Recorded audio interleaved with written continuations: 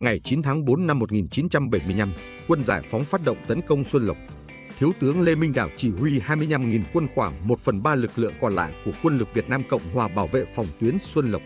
Sư đoàn 18 dưới trướng Lê Minh Đảo chống trả quyết liệt, giữ vững tuyến phòng thủ trong nhiều ngày. Tuy nhiên, do thiếu không quân yểm trợ cũng như việc quân giải phóng thay đổi chiến thuật đánh vòng sang phía khác, nên sau khi các phòng tuyến ở Tây Ninh và Phan Giang lần lượt thất thủ, phòng tuyến Xuân Lộc trở nên mất tác dụng. Cánh cửa thép Xuân Lộc bị phá vỡ sau 11 ngày kịch chiến. Sài Gòn bị quân giải phóng bao vây và cô lập hoàn toàn. Trận tử chiến tại Xuân Lộc là minh chứng cuối cùng cho việc rằng nếu được dẫn dắt đúng cách bởi một đội ngũ chỉ huy có năng lực, quân lực Việt Nam Cộng hòa hoàn toàn đủ khả năng đối chọi trực diện với quân giải phóng.